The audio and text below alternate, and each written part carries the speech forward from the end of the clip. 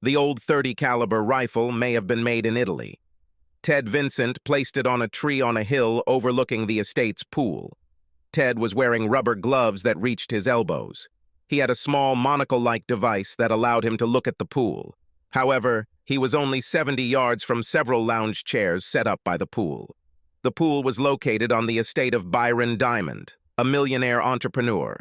The tree was located outside the estate. However, close enough. Byron Diamond was the employer of Ted's wife, Cara. She was a beauty, with dark brown hair and a pleasant figure. She was going to spend the weekend at Diamond's estate, as she had done for the past 4 weekends. She made no secret of this, having told Ted in advance about her intentions, to have a sexual relationship with her boss. True, only on weekends when Diamond's wife, Miranda, did charity work. Ted didn't know if Diamond's wife knew about Cara Vincent's visits. There were staff at the estate, so most likely she knew. Diamond and Cara walked towards the pool. Diamond was wearing swim trunks, and Cara was only wearing a thong, and quite meager. This was not the first time Ted had seen these two scantily clad. Over the past weeks, he had carefully examined the grounds of the estate. Now he felt that it was time to decide the issue of life and death of two lovers. Diamond was as handsome as a fashion model, with a slender, muscular physique. She and Cara made a striking couple, especially as they were now. Ted could somewhat understand why Cara was hooked on Diamond. But understanding does not mean reconciling. From the very beginning, when she announced her intentions, he was categorically against it. He and Cara were 37 years old. They were married for 16 years and had twin daughters, Claire and Beth. The children were 15 and looked like their mother. They were currently at Ted's parents' house, where they had spent the week before going to football camp. They inherited their father's athletic abilities. At the moment, Ted was supposedly riding a bike with his best friend Miles Jacobs. The two had been close friends since first grade. They were now partners in a business that sold financial advice to companies and some individuals. M&T was founded as soon as Ted graduated from college. Miles didn't go to college. His parents couldn't afford it, and Miles wanted to make it in the world. He was an outgoing guy and was a successful salesman. As part of their firm, he sold their services, the services were excellent, and the company grew. Now both men were quite wealthy, married men with children of about the same age who go to the same school. Miles was married to Robin, his childhood love. Well, Robin was the childhood sweetheart of both Miles and Ted. Miles won this competition. Ted never really understood why. Miles and Ted were very similar in appearance. Both were dark, 6 feet tall, of medium build. Who could choose? But some people just fell in love. This happened to Miles and Robin. Ted was used to it. He found Cara in college, and she was all he ever needed, just a few months ago. Miles waited on the bike path some distance away, and Cara was about to get a big surprise. Ted saw Cara and Diamond hugging each other. The hug turned into a kiss. As soon as they broke the kiss, and Cara walked a short distance away, Diamond's chest exploded. Diamond's body pulled away from Cara. She screamed, covering her face with her hands, and fell to the ground. There was blood everywhere. She crawled to the pool and dived into it. Ted has seen enough. He climbed down from the tree and quickly ran up the hill, throwing the old rifle into the bushes along the way. He took off the stock cover and gloves and stuffed them into a plastic bag on his belt and jogged up the hill to his bike. He jumped into the saddle, headed for the main bike path, and rode out onto it, after looking around to see that there was no one nearby. Ted rode his bike about 3 miles to join Miles. They continued on their way. About 6 miles away, Ted left a plastic bag in a dumpster behind a gas station. They then finished their ride and arrived at Miles's house. The rifle didn't bother Ted. He assumed the police would find her. They won't be able to get DNA, and he was sure that nothing could be traced. He had the rifle for many years. He got it from a guy he knew who was dying and didn't want to leave the weapon to his family. There were 2 rifles and 2 pistols. The other rifle was also from World War II, but larger and more valuable. Besides the rifle he had used today, the rest of the weapons were in Ted's gun safe, along with the weapons he had inherited from his grandfather. This rifle was never in the safe. Ted kept it separately in a hidden place in a closet in the garage. When Cara announced her intentions to have an affair with Diamond, Ted immediately thought of this rifle. Over the next week, he took her out to his country property to make sure she was shooting accurately. It needed a little work. He filed the number on the inside and was confident that the rifle was good enough for its purpose. Robin was there to greet them when they arrived at Miles's house. She expected them to return at 2 o'clock in the afternoon, and they arrived just then. She prepared a cold beer for everyone and asked, "How was the trip, guys?" Miles smiled at his wife. "That was great. The track wasn't very crowded and we had a good workout. About 4 hours or so." Robin hugged them both. She was a pleasant-looking woman their age. She had dark hair and was slightly overweight. Ted always found her attractive. They usually flirted a little, but she was Miles' woman, and all three of them knew it. The men drank beer and showered at the pool house before sitting around the pool. Robin asked, "Ted, how long do you think this thing with Cara will last?" She knew about what Cara did on the weekends. Ted told them both. They were his closest friends and the people he turned to when he was in trouble or needed calm advice. In Robin's opinion, Ted should have kicked Cara out immediately. But Miles thought differently. He suggested they wait until they could protect the company and the twins were older. But Ted already knew what he was going to do. He had no pity for guys who slept with other people's wives, especially his own. So, having developed a plan, Ted talked to Miles about it. Together, they clarified the details. Ted answered Robin's question. "I have no idea. But Robin, I hope to continue my relationship with Nora." Robin repeated, "I still think it's time for you to leave Cara." Robin and Cara have always been cool towards each other. These four did communicate, and so did their children.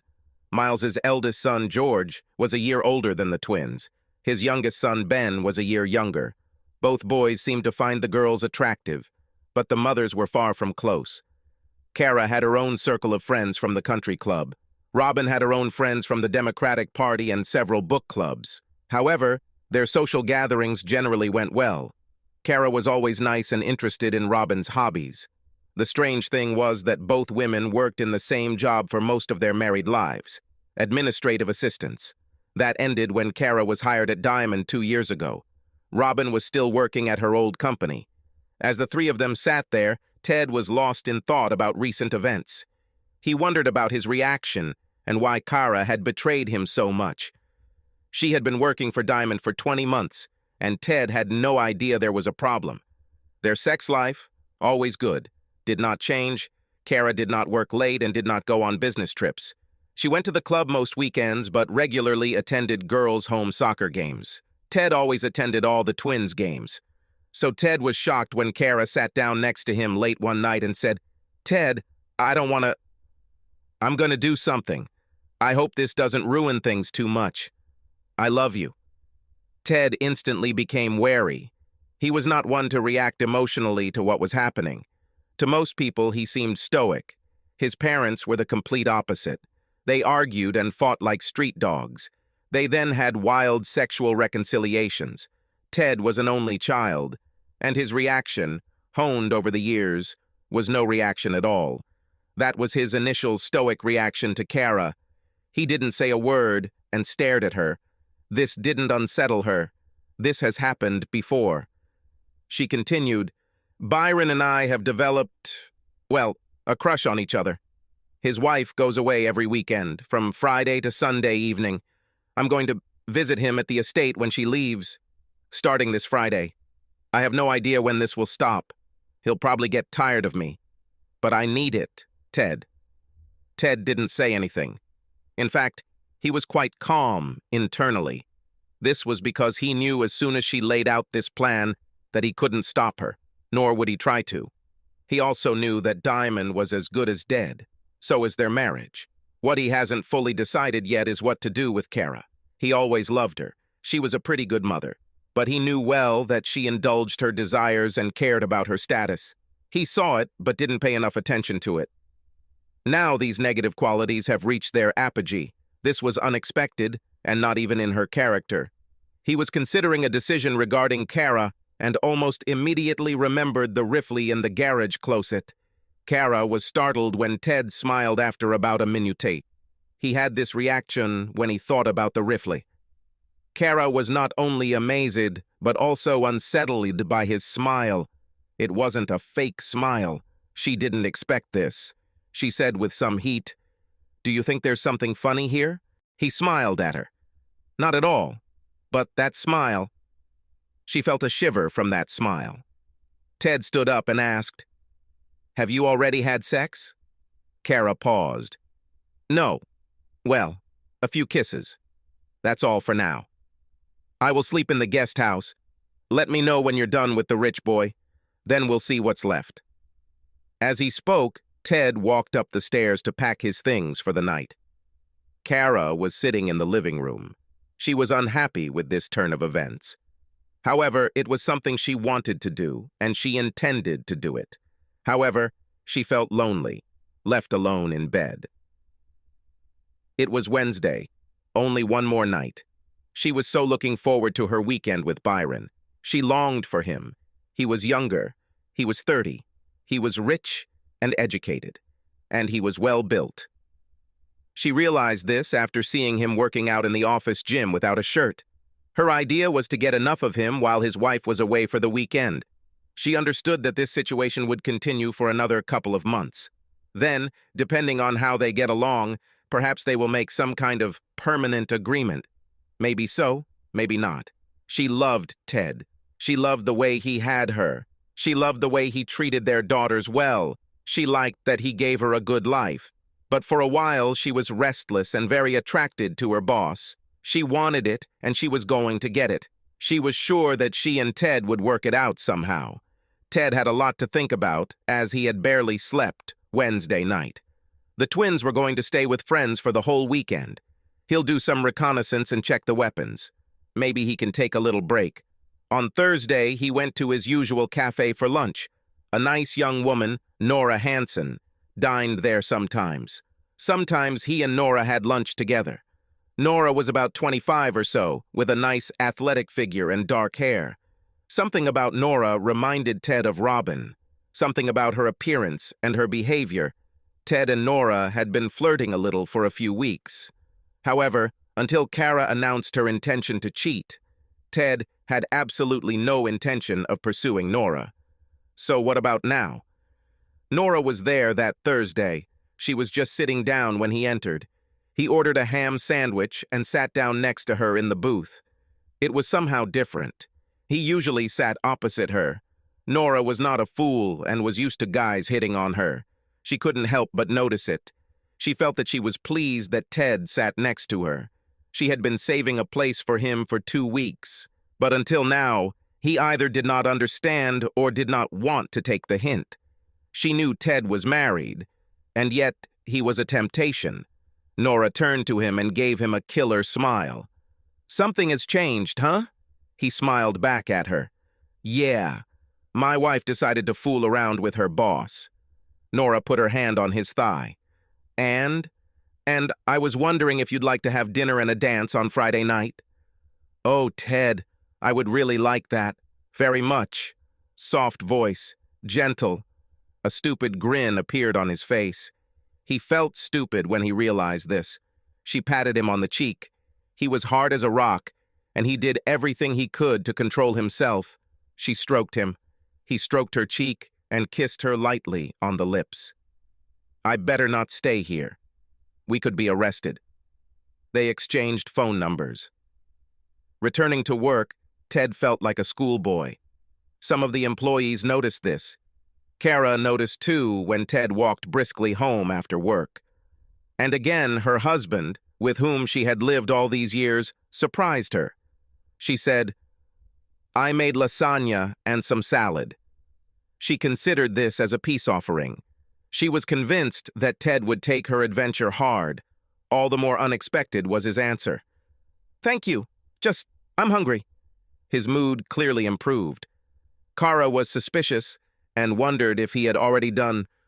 "What? Have you moved on?" God. He washed his face, and they sat down to eat. Cara made up her mind. "Do you think, I'm going to his house tomorrow." He glanced at her. He decided to put some effort into it. Ted felt he had to do this for the sake of the children. It's not too late to stop, Cara. I firmly believe that you will regret this in the end. She hesitated. It was a different Ted. He said this completely sincerely and confidently. For a moment, she was overcome with love for him. She struggled with it. I need this, Ted. He smiled at her. I don't believe you and I use the word need to mean the same thing, Cara. She stood up and cleared away the plates. I hope you see your path clearly and will go to bed with me tonight. No, I told you. You'll see me when you're done with your lover. It will be visible there. Cara was disappointed. She had visions of a pleasant night of lovemaking that would bring an amicable end to this phase of their marriage. But this was not destined to come true. She realized she was done with it when she talked to Ted the other day. She felt sad about this. Ted paused before heading to the guest house. Maybe something will come back then, Cara. But most likely not. He walked out the door. Cara sat down at the table in thought.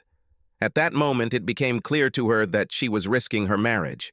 She used to entertain the idea that things might go back to normal when her affair ended. Now she knew it was naive. If she continues to date Byron, it is likely that her life will subsequently change dramatically, and there was no real way to predict what form it would take. She had almost decided to give up on the affair when the thought struck her that even if she gave it up, Ted might never feel the same way about her. Yes, now he will never see her the same. She decided to go ahead. Friday evening. Cara was packing her bag when she left for work on Friday morning. Everything you need, plus a new, tight-fitting nightgown. She became nervous when she saw Byron at work, but he smiled broadly at her and kissed her in his office. No doubts or hesitations? Your husband? Doubts. I really had them. But I want you so much. She stuck out her tongue and licked her lips. Byron was delighted. They left work in different cars. Employees at work were not supposed to know about the weekend plans. Cara arrived at the estate at 6 in the evening. She parked, Byron opened the door and invited her into his luxurious home. When the door closed, he pulled her into his arms and kissed her. She disappeared into him. She was so excited. They headed towards the stairs. Byron picked her up and tried to carry her up the stairs. But he had to lower it halfway. She realized that Byron is not as strong as Ted. She hurried upstairs and headed to the master bedroom. The bed was made and everything was ready. Byron pulled her into his arms again. They kissed.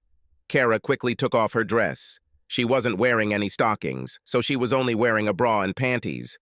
In front of Byron, she took off her bra and then her panties. He was licking his lips, literally. And here she is, naked, with a new man, for the first time since she got married. It was so exciting. Byron had no shirt or shoes. Cara knelt down in front of him and unbuttoned her trousers. You. She then pulled down his boxers and looked at her new prize. She thought it was beautiful. After they got busy-willed animals a sex. He rolled off her and they clung to each other. Cara was satisfied. Maybe everything happened quickly, but it was very intense.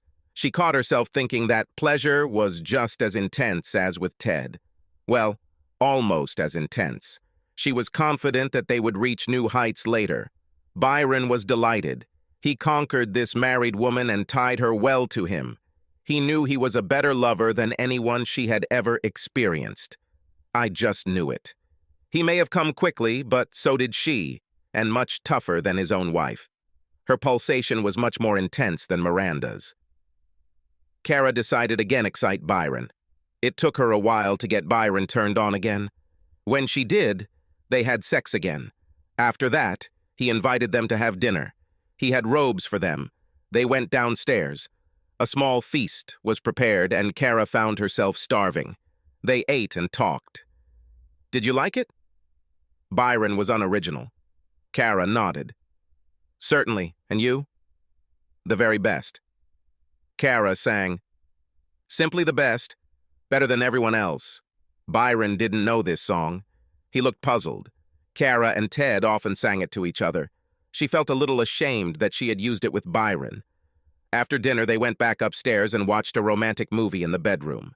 Byron wanted more sex, but Cara wanted to watch the movie to the end. Then they did it again, missionary style. Cara was impressed that Byron was able to do it 3 times like that. However, the 3rd time made a slightly less impression on her. Ted picked Nora up from her apartment driving his classic MGB convertible. This was his hobby, one of them. Nora was delighted with the trip and with Ted.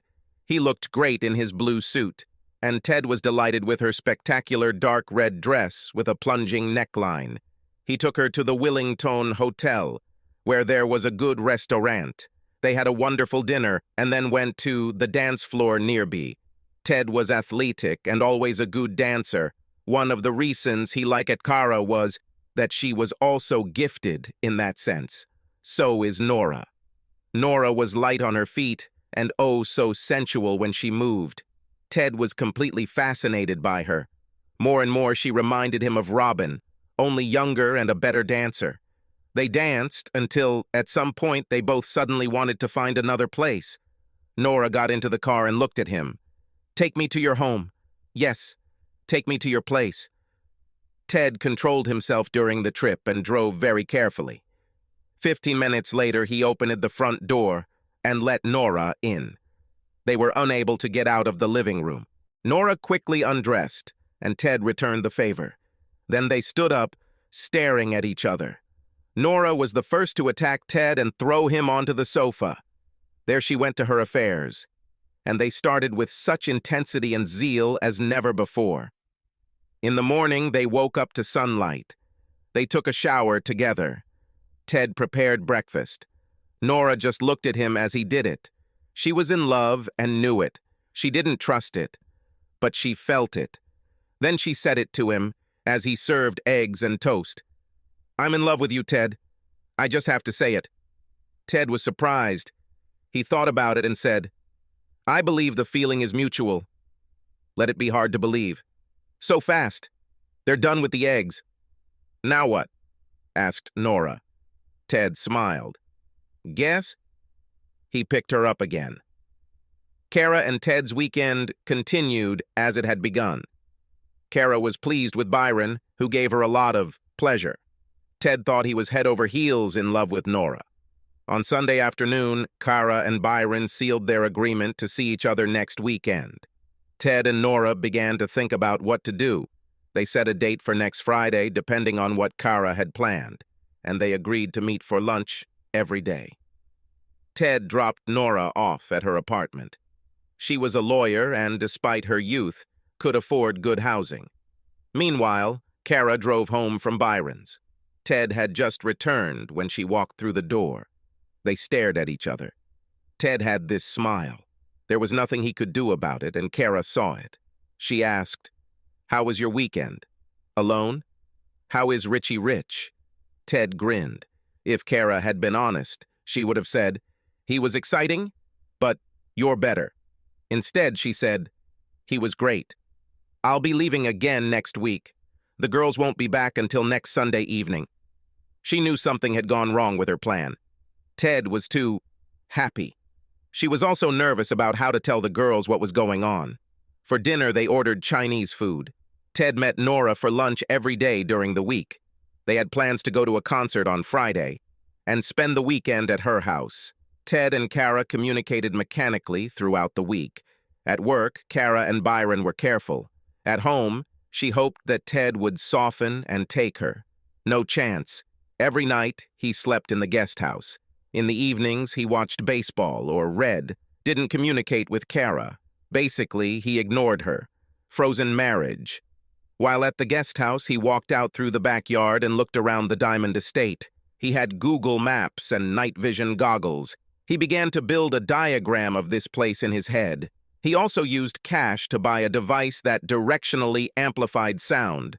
The following weekend, she and Nora had a great time, but then she had to leave for Sunday lunch with her parents. So in the morning, they had their last meeting, and she left. Ted went to the Diamond Estate and found out some more. He had seen Diamond and Cara at the pool many times. It seemed like that was where they spent a lot of time. He also found that the directional device was working fine.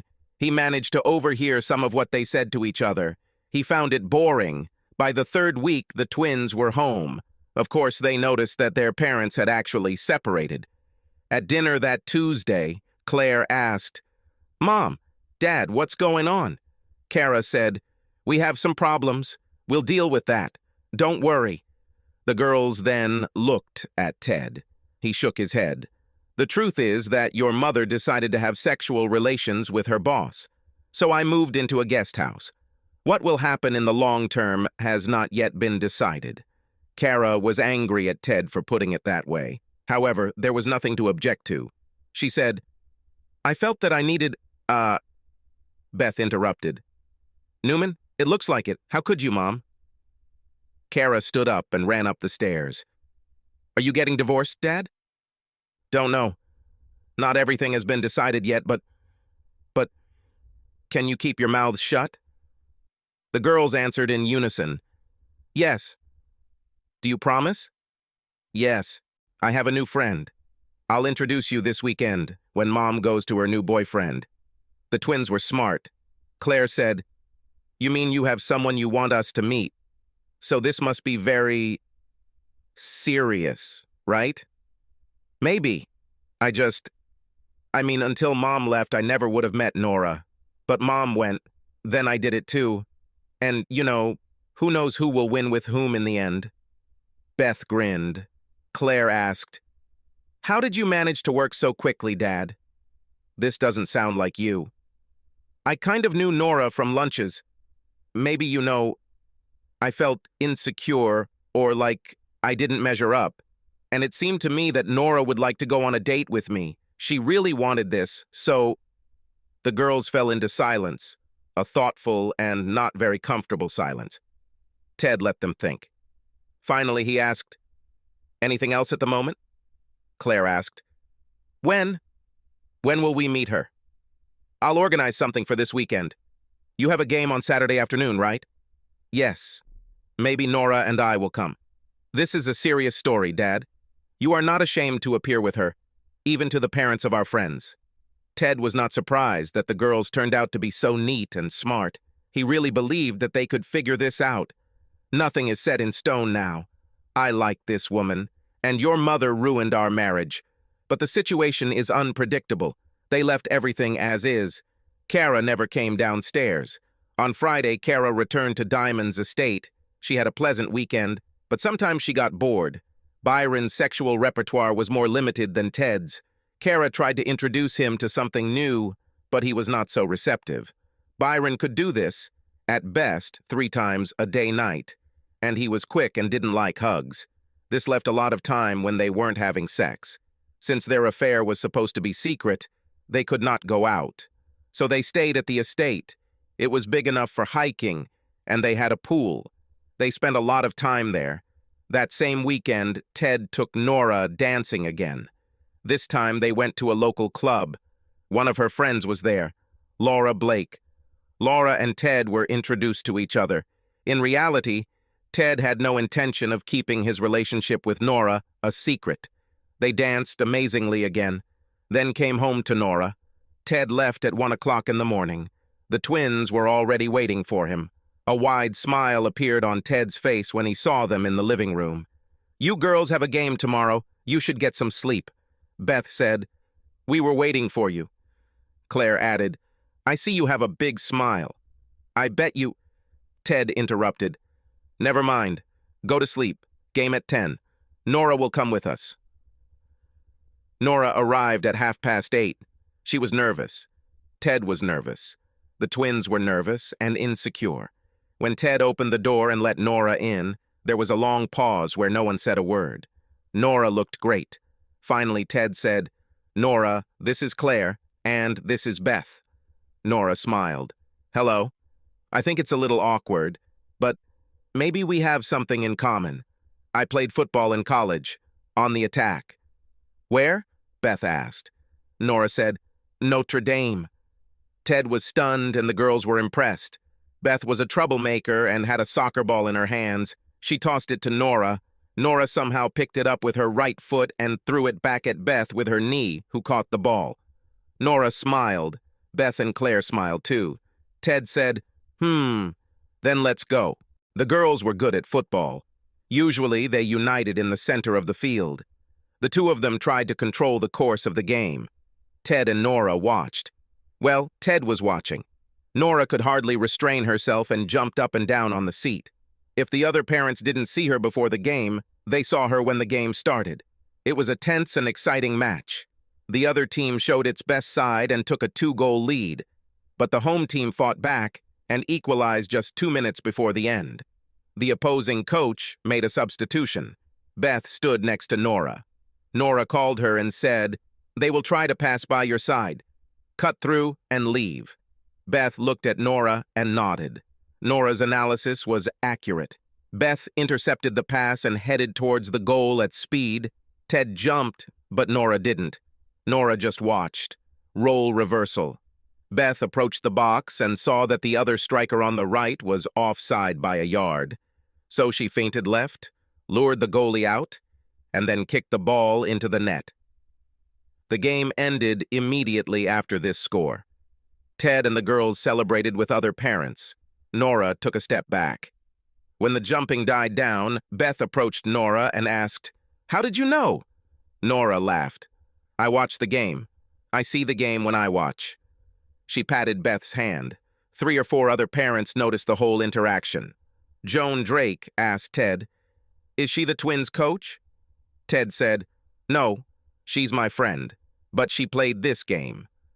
Girls' coach Lena Holmes said, "Well, of course. I remember her. She played for Notre Dame, on the attack." Ted called Nora over and introduced him to everyone present. Nobody asked any awkward questions. In the car on the way home, Claire said, "Dad, you can guess what they're all wondering." Ted laughed. Let them. The 4 of them stopped for pizza. Then Ted and Nora went to her house for about 3 hours. They returned with Chinese dinner. Ted was a little worried about the food selection. After dinner, there was another long conversation about football. Beth Googled Nora and learned about her college career. Nora studied there for 3 years. Around 9 o'clock in the evening, there was an awkward silence. Then Ted said, "Girls, Nora and I are heading to the guest house." Beth said, "Be quiet, please." Nora laughed. "I promise to do my best to do this." After Nora and Ted left, the girls discussed it all. They really liked Nora, and they could see how much their father liked her. They felt like the family life they knew was over. It was an abrupt transition. Claire said, "It's not Daddy's fault, is it?" Mom left to study sex with this idiot. I really hate her for this. Me too. I can only guess that how could she just do that? Selfishness, that's all. We have to accept change, Claire. Maybe things won't be so bad. I like Nora. Dad likes her too. But they haven't known each other for long, right? So, we don't know. Maybe Mom and Dad will make peace. Maybe, Beth said dryly. They went upstairs and watched the video.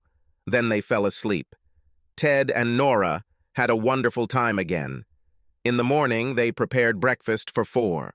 Nora set up an impromptu soccer lesson for the twins in the backyard. Then she had to visit her mom and dad. Ted and the twins had a long discussion about how to proceed. Ted tried to reassure them about their mother. He also assured them that even if there was a divorce, they would remain here in the house. He also told them that they would still have a lot of contact with both parents if they separated.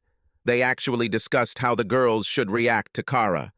Ted tried to get them to at least be polite. Then Cara appeared at the door. Another awkward moment with everyone staring at her. Cara then said, "I want you girls to know that I love you. And I love Dad too. This is true." Beth calmly replied, "Mom, that's what you say. But what you're doing says otherwise. I can't explain all this to you. I just needed it. This won't last forever." Claire said, "Oh, I'm not so sure about this." Cara walked into the kitchen saying she was going to make dinner. The other 3 looked at each other. Nobody said almost anything. Dinner was delicious but stressful. Cara asked about the football game. Claire said, Beth scored the winning goal. Congratulations. Tell me. An awkward silence. Then Ted said, Beth anticipated the transmission and intercepted it. She went all the way and scored past the goalkeeper. Cara praised the girls. Ted cleared the table and the girls went to their rooms. I went to the guest house. Cara said, Ted, understand. I mean, you could spend the night here. Never. Are you done with this idiot? Don't know. Maybe. It wasn't quite what I had hoped. We stayed home all weekend. You know, Cara, people will find out. They already know something is wrong. I don't want to embarrass you, and he doesn't want his wife to know. It's a pity. Ted, a bit more, and it will end. Cara, please understand that you ruined our marriage. It's over between us, so stay as long as you want. Just remember, he is all you have now.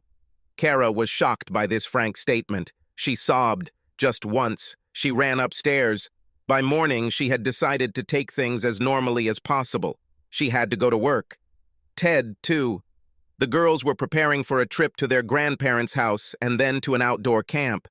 Ted had lunch with Nora and explained what happened after she left. He then went home to help the twins pack their things. Cara's plans for the day were disrupted when her friend Joan called. Cara, who was that nice young woman who came to the football game with Ted? Cara paused. Which young woman? Ooh, understand. She is a former football player. Very pretty. We were all wondering where you were. Damn it. Calm down, Cara. She and Ted didn't... There weren't any obvious signs, you know. Oh, no? Well, they didn't tell me anything about her. What is her name? Nora. Cara, where have you been? I heard something I can't believe. Like what, Joan? Like the fact that you left Ted for your boss. Not true. I didn't leave him. Well, Jane Bright has a cousin at the club who works for Mr. Diamond in his house. The cousin said that on weekends when his wife is away, he has a woman there. Crap. So, it's you. God, Cara. God. This shouldn't last too long, Joan. Only at weekends. You're stupid. Ted already has another woman. And guess what? I don't blame him. She's younger and sexier. Your daughters seem to be already familiar with it. You screwed up royally. Cara was truly shocked. That evening, he and Ted dropped the girls off at his parents' house. The ride home was silent, but when they entered the house, Cara attacked Ted and slapped him. He stepped back. What the hell? You replaced me, you bastard? You're complaining. What did you expect? You must have made preparations for my departure. How long have you been making fun of me? I only knew her from the cafe. We didn't even kiss until you went crazy with your boss. So, fuck you, bitch. Cara rushed away. Ted went to the guest house. He then walked out the back door, wearing dark clothes. He found a good place to observe Diamond, a tree. That night he intended to test a sound amplification device. He set it up and waited until he saw Diamond and his wife on the deck overlooking the pool. They sat and drank wine. As he joined their discussion, he heard Diamond say, "And it won't last long. You have your boy toy." Miranda replied, "Only because you started it. This is something like the fourth or fifth available girl." Diamond said, "I support your style, Mira. Don't ruin it." "Why are they always married? Do their husbands know?" "Yes. I force them to tell their husbands about it. I like it better this way. When we have social events at our company, I smile at all the idiots. Someday, boy, you will cross the road for the wrong person." "Nope." "What will they do?" "They may divorce their wife, but they all have children. So they don't do it. They just accept it. So what if they end up getting divorced? It's a pity. You're one of the biggest assholes in the world, ugh, a real jerk. But I'm good in bed, right?" Miranda laughed. "What do you think? My Deshaun is better." "Ha!" "Bullshit," Diamond laughed. From that moment on, the conversation reached a dead end. Ted got down and walked away. Until this moment, Ted had thought that dealing with Diamond was not only unnecessary, but also risky. It seemed to him that there was no need. After all, Now he had Nora. Cara and her stupid antics made it possible. Maybe, he thought, he should thank Diamond. But the conversation he had just overheard again aroused his burning anger. The next day, he walked into Miles's office and they talked. Nora spent the weekend with Ted and the girls. The couple slept in the guest house, but otherwise interacted with the twins, almost like a family. After Saturday's game, there were more football lessons. Saturday night, Ted and Nora had a fantastic time in bed as usual. As they lay in bed, Nora asked, "What happens next, Ted? I mean, maybe it's weird to ask this, but are we exclusive?" Ted laughed. "You mean, do I sleep with my wife on the side?" Nora giggled. "Yes. I am absolutely not going to do this. I'm a one-woman man. You can be that woman if you want." "I feel like I'm ruining my marriage. You two have been together for so long." "Not you.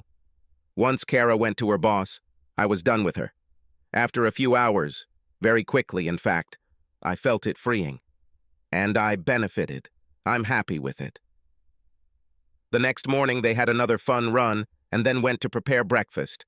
Nora went to her parents' house a little early to help her mother with an unusual cake. Ted told the girls he was going for a bike ride with Miles. He'll see them later. He hugged each one tightly and left. Earlier this week, Ted had prepared the rifle and left it by the tree, loaded and wrapped. As he hid his bike and headed there, he half hoped someone would take her. But everything was in place. He had serious doubts even when he was backed into a corner. But he kept remembering the conversation this asshole had with his wife Miranda. And then he saw his almost naked wife kissing a guy. He thought, screw this. It's time to end this crap. As Ted and Miles sat drinking beer after the bike ride, Robin ran out of the house. "I saw it on TV. Diamond was shot. He is dead. Diamond is dead." Ted quickly stood up. "What about Cara? They said that a woman was present, but she was not injured." Miles exclaimed, "Oh my God!"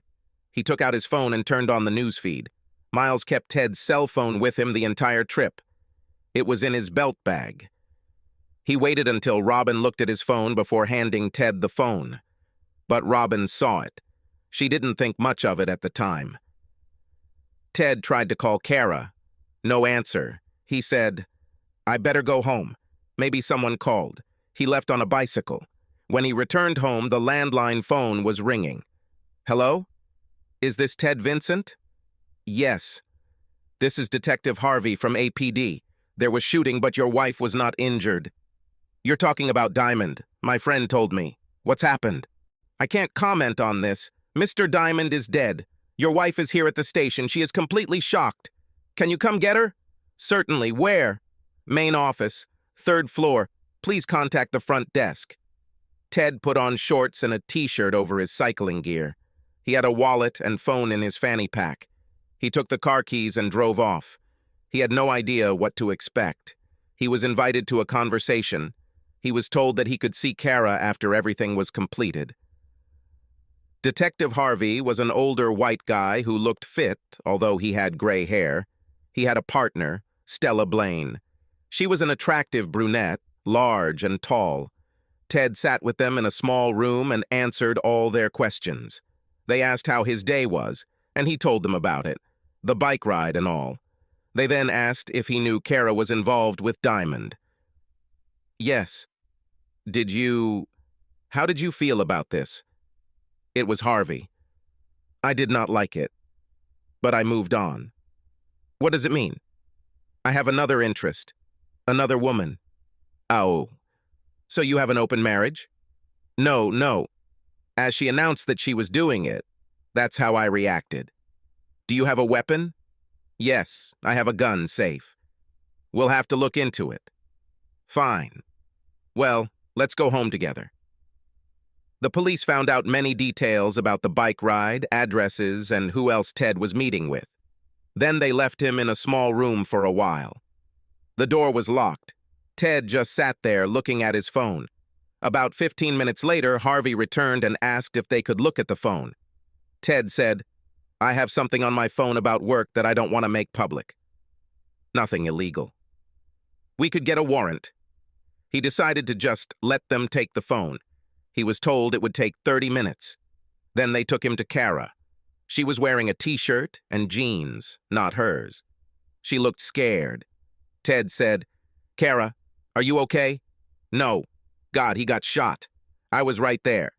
There was blood everywhere." "I'm sorry, Cara. Once they're done with my phone, I can take you home." "Okay, Ted." Pause.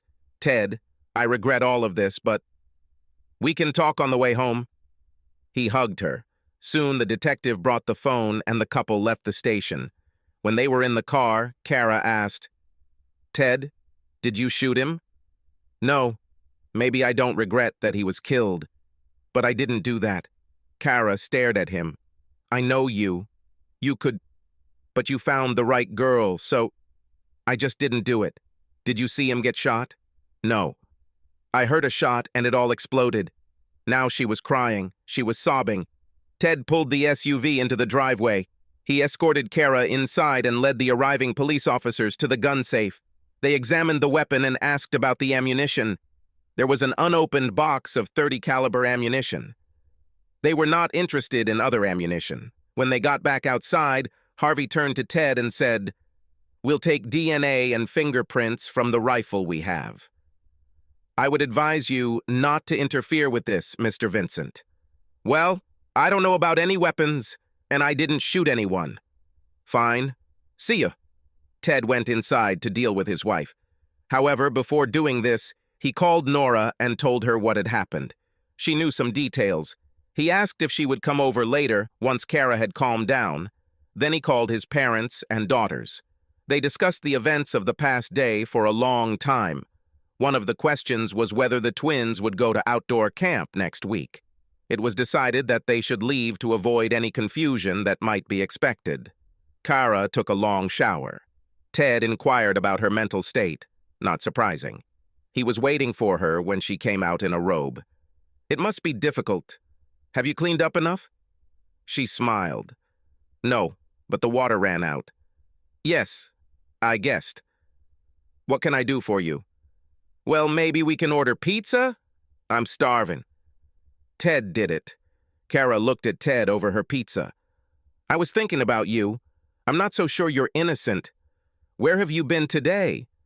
"On a bike ride with Miles, I told the cops. He might lie for you." "Yeah, but he doesn't have to lie.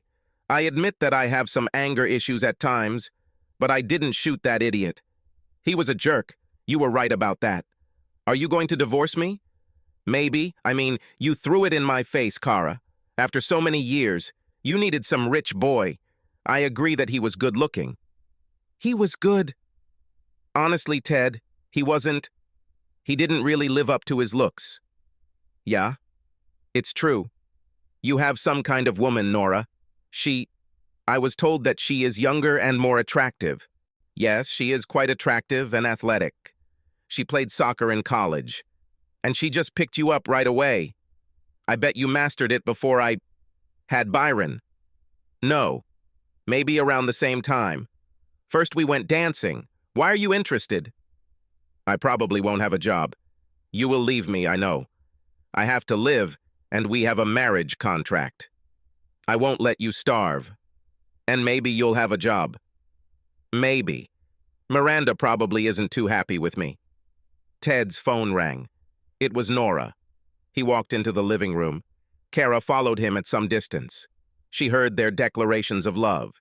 If she had been wearing shoes, she would have kicked herself. As Ted tried to persuade Nora not to come, Cara entered the room. "Let her come, Ted. I think it's time for us to meet." 30 minutes later, the doorbell rang, and Ted let Nora in. Cara was already dressed. She looked tired, but still attractive. The two women looked at each other for what must have been a full minute. Then Nora said, "I regret. You must be very shocked. Thank you. This is true. It's all so confusing. You took my husband. You left him. It is not my fault." They were separated by about 10 feet. Ted positioned himself to intervene if necessary. Cara was shaking. She started sobbing again. Nora stepped towards her and hugged her. Cara cried on Nora's shoulder. Ted was amazed. Nora sat Cara down on the couch, maintaining contact. There was room for Ted, too, and he sat down next to Cara and hugged her, too. Cara sobbed, gasping for air. She sobbed, "Such a fool. Sorry, such a fool." Cara's crying subsided. She stood up a little and asked Ted, "Do you think the hot water is ready?" "Maybe." She got up to take another shower. After she emptied the tank again, Ted gave her a pill, and she fell asleep on their bed. Ted and Nora went to the guest bedroom. They didn't want to leave Cara alone in the house. They watched the news at 10. Diamond's murder was widely reported. As it turned out, Diamond had many affairs with married women who mostly worked for him in one way or another. So Ted was far from the only suspect. Later on CNN, it turned out that some people also had business reasons for eliminating Diamond. And finally, there were suggestions on the internet that Diamond's wife could be involved in this. Ted turned off all media after 11. He and Nora went to bed. Neither of them really wanted to have sex. At first, but Nora was silent. Ted woke up early and checked on Cara. She slept until 9, then took a shower. At 10, all three were sitting at breakfast and eating pancakes that Nora had whipped up. Mozart started playing on Nora's phone. She answered, and it was the police to arrange an interview. Nora asked Cara and Ted, "Should I ask them to come here?" Cara nodded. "We can get the latest news." So at 11, Detectives Harvey and Blaine came and took Nora to a private room to take a statement. This took about 25 minutes. Then they all met in the living room. Cara asked, "Any news about who did this?" Blaine said, "Not yet. Many people had a motive, including you, Mr. Vincent." "We've already discussed this," Ted frowned. "Yes. Well, thank you all for your cooperation. They are gone." Robin called and said the police were coming to take a statement. They were polite, but persistent and scrupulous. Ted told her he would see Miles at work. All three were somewhat confused, not knowing what to do. "Should I leave?" asked Nora. Cara said, "No, I understand. Ted might want you to stay." Ted nodded. They were all sitting on the back patio drinking coffee. Cara's calm returned, but she seemed sad. Ted and Nora seemed to be expecting more problems. Cara held her temples. "I keep seeing him dead." He still didn't move. "I wonder if I'll always see this." Nora seemed to want to console her. "In my course on the psychology of grief, it was said that images are the most persistent thing, but over time, they fade and are erased." "I really hope so." Cara's voice broke. "Do you have news from work?" Ted asked. "No. I worked directly for Byron. I actually acted as a sort of dealer for the goods sent to him. I let him see some things, but took care of other things myself. Whoever takes this place will need someone like me." "Who will it be?" asked Nora. "My only guess is Miranda. I know what was in his will because I signed it as a witness. She gets everything except some things for his mom." "Okay. Do you want to work there?" "Yes. Like I said, I need to support myself, huh?" Ted looked at Nora. "Well, until you get back on your feet. Did you two sleep in the house last night?" It's clear that this bothered Cara. Nora nodded. "In the guest room. I hope this continues for some time, until I get back on my feet." There was a double meaning in Cara's words, and neither Ted nor Nora missed it. Ted didn't mind. "Everything will work out on its own, and the girls will be back briefly next week." "Nora, they told me that you went to their game." Cara remembered. "Yes, it was exciting." "I missed it." Cara sobbed again. "I feel like such a fool. He had a whole string of women. He manipulated us all. Well, he was a handsome asshole. You made a big mistake." Nora tried to calm her down a little. Ted said, "I think you've been unhappy for a while. Here at home, not at work." Cara thought and said, "This is true. I don't know what causes this. Maybe something like, the grass is greener." She paused. "Then a big hole opened up and swallowed up my life." She stood up and ran inside. After a while, the clink of pots and pans was heard. Cara baked a chocolate cake that was ready by noon. Eventually, Nora and Ted came into the kitchen and began to watch, talking incoherently about something. They ate sandwiches while the cake cooled enough to frost it. So the day continued. Nora made burgers for dinner, and Cara made salad. The three of them did something, but hardly talked about the future. Cara went to bed at 9 o'clock. Twice she woke up from nightmares. Once, screaming. Ted came in and calmed her down. The next morning, Tuesday, Nora had to go to work. Ted also wanted to go to the office, but he was worried about Cara. While he was thinking, Cara's phone rang. It was Miranda. Cara put her phone on speaker. "Will you come to work today?" "I have a job." "Yes, I understand that the situation is not easy, but something has to be done, and you can't be replaced right away. So, despite your stupidity about Byron, I need your job." Cara looked at Ted. He nodded. "I can be there in an hour." "Fine. Come to the house. Walk behind so you don't get caught." Cara met Miranda in the office on the second floor. Miranda extended her hand for a handshake, and Cara accepted it. Miranda began, "I'm curious, before we get down to business, why Byron was able to get his hands on you. I saw your husband. Did he disappoint you?" "Oh, no. But Byron looked so good." "Yes, but that was not the case. Not that good, actually. I have already begun to understand this. Not bad, but no more. Best case scenario. He had a tendency to fade. Perhaps you and he have not reached this stage yet." "Maybe." "Well, let's get started." The two of them worked all day, bringing Miranda up to date. They also considered how to get rid of Byron, but the body has not yet been returned. At 6 in the evening, Miranda looked up from her work and asked, "Can you stay for dinner? We still have a lot to do." "Certainly. I have Ted and his girlfriend at home." "That's what I heard. She's pretty?" "Yes, and young. He fucked her the first night I left." "So they are really connected?" "Looks like it. My girls like it too." Miranda looked at Cara and smiled. "Well, if you need some relief, I can lend you one of my boy toys. They know how to satisfy a woman." Cara blushed. "Miranda, thank you, but I'm not ready yet. Just let me know. You know, now that we women are running the company, maybe the guys will have to make room. Is there anything you need? Well, if it comes to that, a toy boy will do. I don't want to destroy any family." "You're too cute, Cara." They ate and Cara went home at 9:30. Miranda gave her a significant raise. Ted and Nora were interested to see how Cara was doing at work, given the complexity of the situation. Cara described her day and the work she had to do, and she told them about her promotion. "So, I won't be a burden.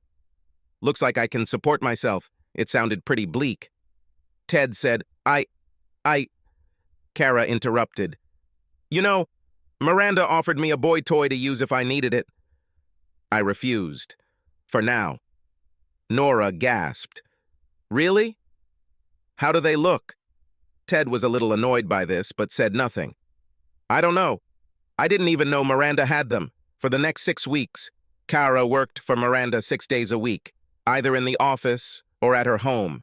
The work was moving forward. Ted started getting divorced about 2 weeks later. This came as no surprise to Cara or the twins. Miranda hired Cara a lawyer, but the details were easy to work out. The parties agreed and signed a few weeks later. The twins stayed in the house with Ted and Nora. Cara doesn't mind that much. She gradually moved towards peaceful coexistence with her daughters. They often spent their days off with her.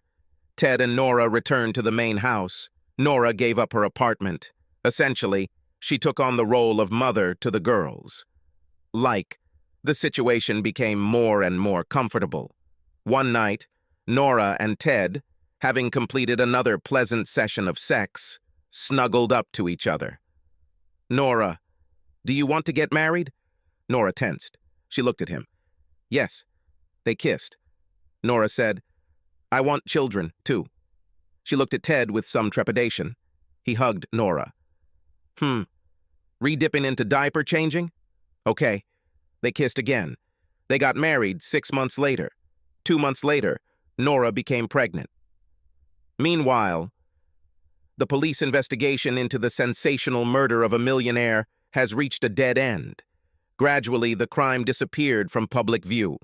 From time to time, some journalists raised this topic, and it faded again.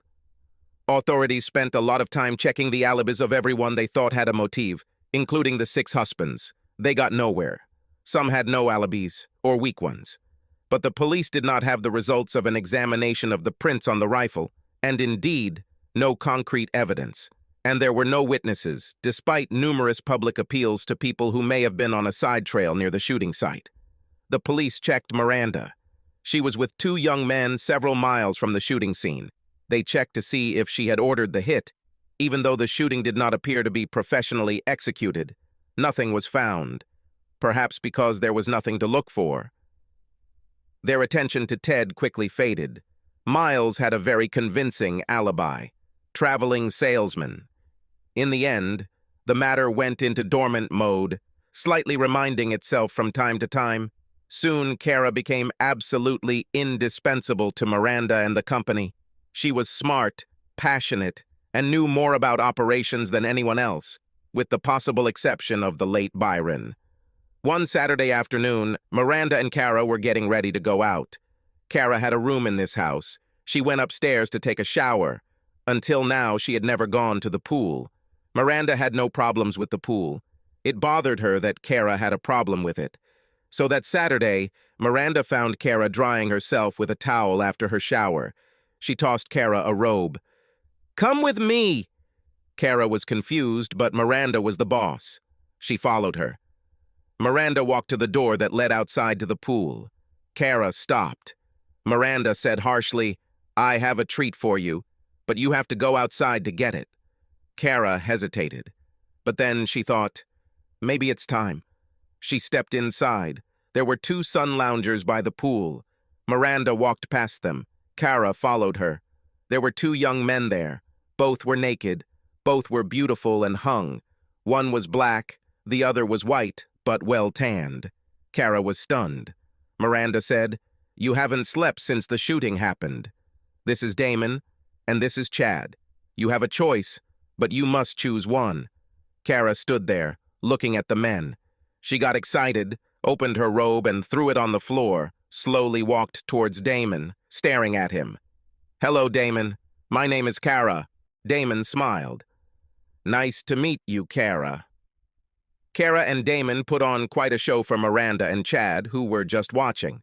Miranda and Chad gave them a round of applause. And that's how Cara's fear of the pool was overcome. Cara's life has changed dramatically, but not in a bad way. She had her choice of boy toys, and she had a job that she loved. She spent Sundays with her daughters and sometimes with Ted and Nora.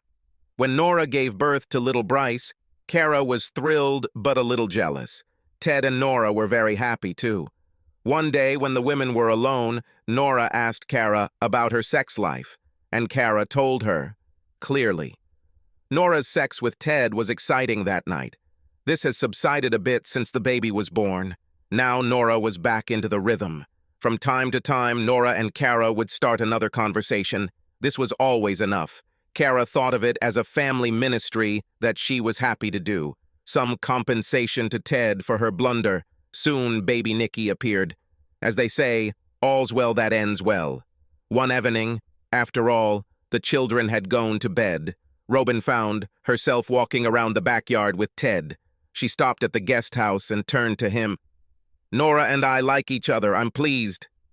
Ted smiled. "You know, in your time you could have had me. But I chose Miles. Do you know why? I could never understand. You have inner anger. Maybe from your parents. You're hiding it, but it's always been there. And I still love you. Maybe so. Maybe. I rarely think about it. I think, sometimes. And yet you have created a good life for yourself and your loved ones. And for Miles and me too. But, Ted, I saw Miles handing you your phone after your bike ride. I didn't immediately realize what this meant. You took a hell of a risk, and so did Miles. One damn chance. Ted was silent for a moment, looking at Robin. "Do you think I should get some counseling?" Robin smiled. "Do not do that. It's you. So it was and will be. And remember, Miles and I still love you. Subscribe to our channel so that your second chaff doesn't cheat on you, and go ahead and listen to the next story, because this story is nothing compared to the next one. If you're under 18, don't even think about listening to the next one.